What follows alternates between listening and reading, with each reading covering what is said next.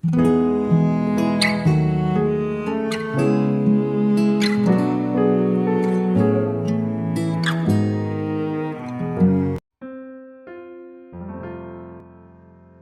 shalom, selamat pagi, saudara yang dikasihi Tuhan Yesus. Saya menyapa bagi saudara semua yang ada di Indonesia, dari Sabang sampai Merauke, baik yang di kota maupun di desa, dan saudara yang di Malaysia, di Sabah, di Sarawak, Kuala Lumpur. Senang kembali menjumpai saudara semua pagi hari ini. Saya percaya kita tetap berada di dalam kasih, perlindungan, dan penyertaan Tuhan kita, Yesus Kristus. Selamat datang kembali di channel Bawang Anggur bersama saya, Yosia Krisbianto. Mari saudara, sebelum kita bersama-sama merenungkan firman Tuhan, mari kita bersatu di dalam doa. Bapa di surga, Bapa di dalam nama Tuhan Yesus, Bapa yang baik, terima kasih buat perlindungan, buat penyertaan Tuhan sepanjang malam di dalam istirahat kami. Dan pagi hari ini kami bangun dengan kekuatan yang baru, dengan sukacita, berkat yang baru yang datangnya dari Tuhan Yesus. Tuhan, sebelum kami beraktivitas pada hari ini, kami rindu untuk merenungkan firman-Mu ya Tuhan. Mari ya Tuhan, terangi hati kami dengan firman-Mu. Ajar kami ya Roh Kudus, sehingga kami boleh mengerti dan memahami segala kehendak Tuhan bagi kami. Terima kasih Tuhan. Ini doa kami hanya di dalam nama Tuhan Yesus kami berdoa. Amin. Baik saudaraku, kita akan membaca bersama-sama di dalam 2 Korintus 5 ayat yang ke-7. Sebab hidup kami adalah hidup karena percaya, bukan karena melihat. Puji Tuhan. Saudaraku, kita sebagai para pengikut Kristus memiliki status dan sebutan yang baru, yaitu sebagai orang percaya. Sebagai orang percaya adalah mutlak bagi kita untuk hidup karena percaya, bukan karena melihat. Kata percaya di dalam bahasa Yunani adalah pistis, berarti memiliki keyakinan dan kesetiaan yang teguh.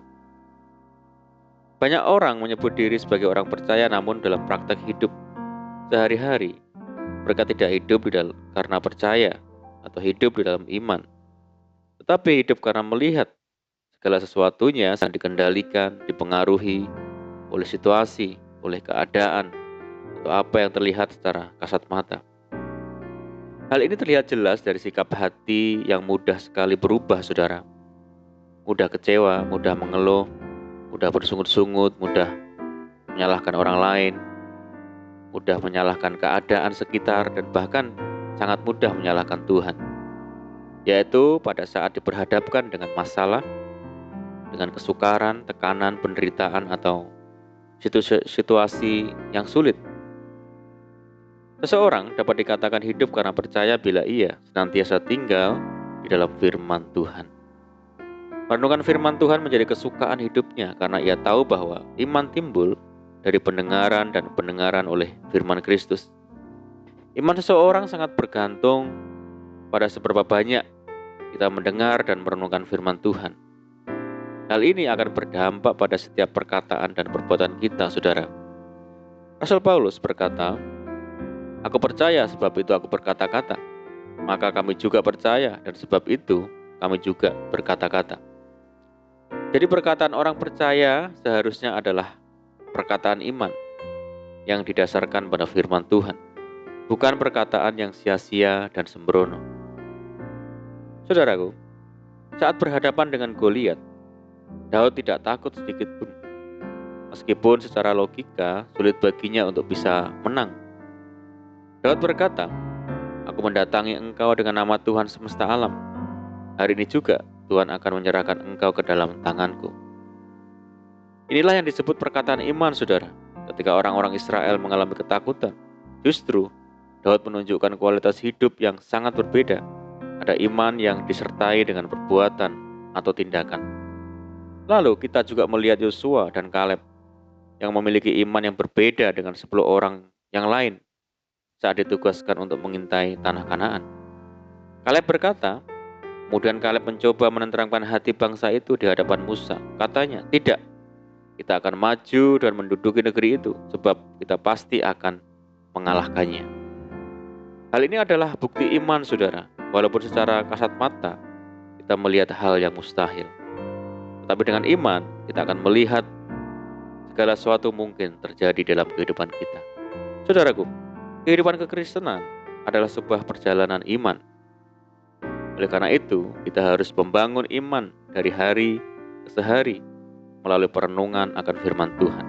Sebab tanpa iman tidak mungkin orang berkenan kepada Tuhan. Dalam Ibrani pasal 11, Alkitab memberikan teladan hidup melalui tokoh-tokoh iman. Mereka adalah orang-orang yang menjalani hidup dengan iman. Imanlah yang membuat mereka mampu bertahan di segala situasi, dan karena iman mereka mengalami penggenapan janji-janji Tuhan. Iman berarti percaya meski belum melihat, saudara. Apakah kita tetap percaya kepada Tuhan meski pertolongan Tuhan belum datang? Atau kita bersikap seperti Thomas yang mau percaya bila ada bukti? Tuhan berkata, berbahagialah mereka yang tidak melihat namun percaya. Nuh diperintahkan Tuhan untuk membuat bahtera karena Tuhan hendak menghukum manusia dengan air bah. Nuh taat melakukan apa yang Tuhan perintahkan meskipun ia belum melihat air bah itu, saudara. Bahkan Nuh harus mengalami pergumulan yang berat karena orang-orang sezamannya mengejek, mencemooh, dan menganggap tindakannya itu suatu kebodohan. Akhirnya ketika air bah itu benar-benar datang dan menenggelamkan bumi, hanya Nuh dan keluarganya saja yang selamat. Iman adalah taat melakukan kehendak Tuhan, apapun resikonya. Banyak orang Kristen hanya menuntut agar Tuhan segera menjawab doanya, menyembuhkan sakitnya, dan memulihkan ekonominya, tetapi mereka tidak mau taat melakukan kehendak Tuhan.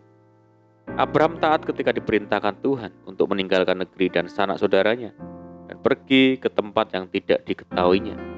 Karena imannya ini, Abraham diberkati Tuhan dan menjadi berkat bagi bangsa-bangsa. Mari saudara, kita sebagai orang percaya harus belajar hidup di dalam iman, mengimani setiap perkataan Tuhan, dan mewujudkannya dalam tindakan kita setiap hari. Karena itulah kehendak Tuhan Yesus, agar kita memiliki iman yang sempurna kepadanya. Amin. Puji Tuhan, mari kita berdoa. Bapa di surga, Bapa di dalam nama Tuhan Yesus, terima kasih buat firman-Mu. Ajar kami Tuhan untuk hidup di dalam iman, karena kami sebagai orang percaya kepada Tuhan. Ajar kami menjalani hidup kami dengan iman yang teguh, iman yang tidak tergoyahkan, sehingga apapun yang terjadi kami tetap setia dalam iman dan pengharapan. Ajar kami memiliki ketaatan untuk melakukan setiap perkataan Tuhan. Terima kasih ya Tuhan. Saat ini kami menyerahkan hidup kami hari ini ke dalam tangan Tuhan. Berkati kami hari ini dengan berkat dari Tuhan. Berkati segala usaha dan pekerjaan yang kami lakukan lewat tangan-tangan kami, dan jadikan kami hari ini berhasil dan beruntung. Sertai kami hari ini dengan penyertaan Tuhan yang sungguh sempurna, dan mohon petunjuk Tuhan sehingga kami hidup sejalan dan seturut dengan segala kehendak-Mu. Limpahi kami dengan sukacita dan damai sejahtera hari ini ya Tuhan. Jauhkan kami dari segala sakit penyakit, jauhkan kami dari segala macam mara bahaya dan malapetaka. Berdoa bagi saudara kami, desa kami, daerah kami, dan bangsa kami yang saat ini menghadapi pandemi COVID-19.